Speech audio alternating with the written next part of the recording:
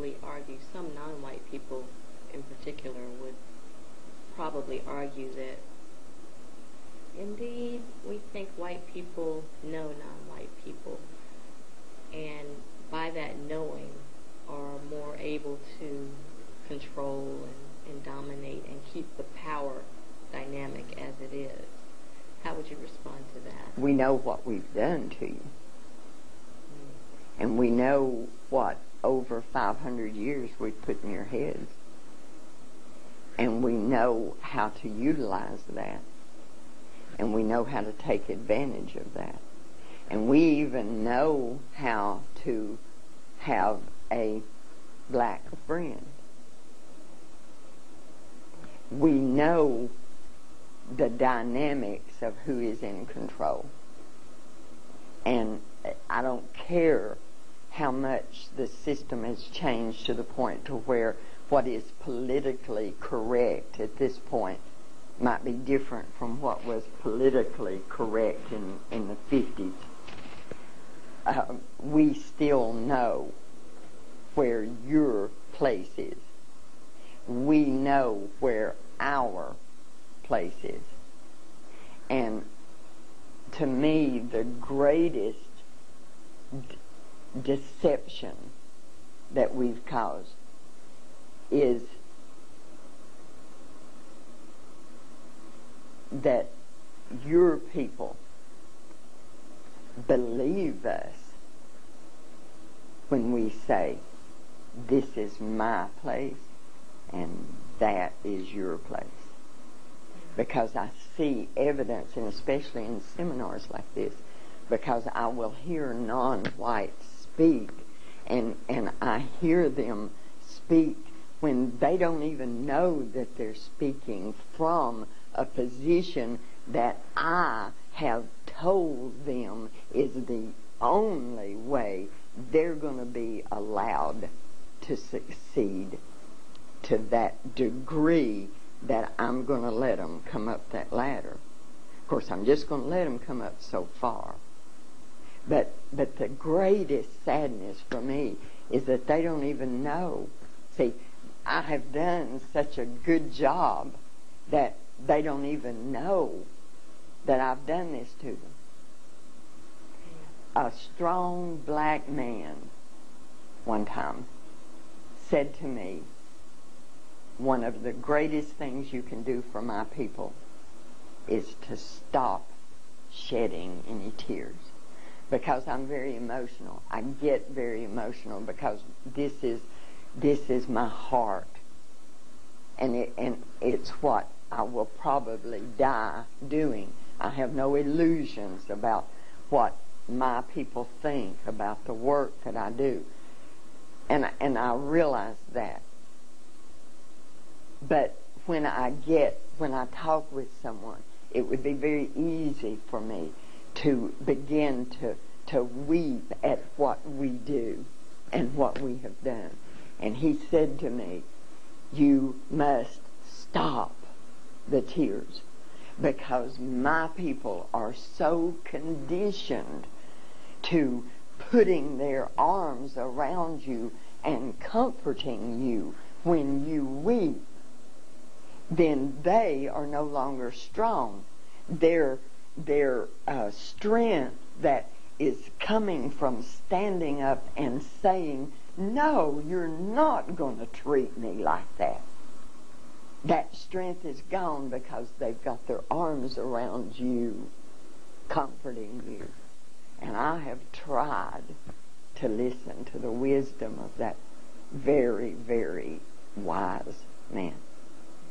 I can't always, When I sat in that room the other night, when the author of Without Sanctuary, when he was speaking and those pictures were there of the lynchings, the methods that we have used to keep control, I wept, that I could. But when I wept, his words came back to me, because all around me, the non-white people would reach out and comfort me. My God, there in front of, I don't understand it. See, I don't understand the closeness that your people have with the Mother Earth, with the concept of beginnings, God Himself.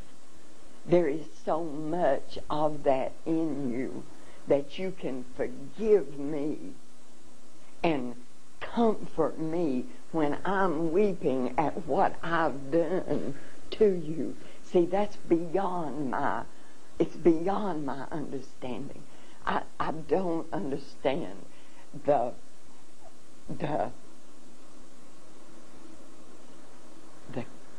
kindness,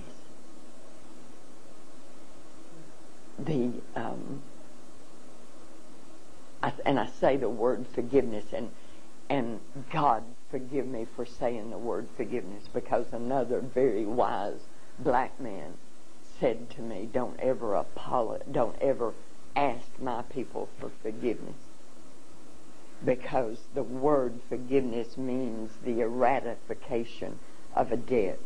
If someone owes you money and you forgive that debt, then they don't owe you anymore.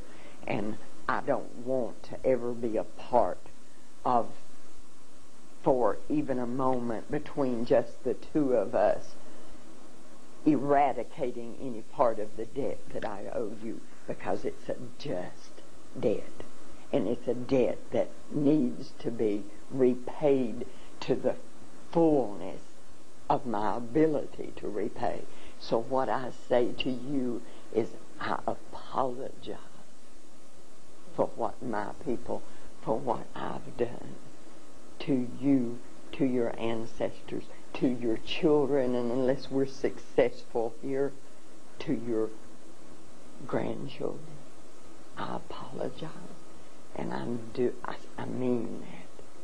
See, and to any non-white that hears me, but I don't ask your forgiveness. Did I go off? No, all of this is relevant and helpful. So, speak as you will. You mentioned that white people who classify themselves as white, are aware, they know what has been done, what they have done over the years to non-white people. And there are two particular areas of activity that appear to be critical to maintaining the system of racism, white supremacy. These are activities that people all over the planet engage in. And the first one is religion. So can you talk specifically about what white persons have done to or taught non-white people in the area of religion in the context of racism? You're wanting it to be to where I can't ever go home. That's it. Christianity has been misused for hundreds of years to keep your people in subjugation. And I'm speaking now a reality that the history books do not record, but history does. Christianity was used because if I said, okay, you don't believe the way I believe, and Christianity's the best way to believe, so I'm going to take you, and it's going to be for your own good, honey. It's going to be for your own good. I'm going to take you, and I'm going to tear away everything about you, and just keep your hands and your feet, because they can help me. I'm getting off. But I'm going to do this for your own good, because I'm going to give you a God. Now, what does that God look like? The reality of it is, when he came here, he didn't look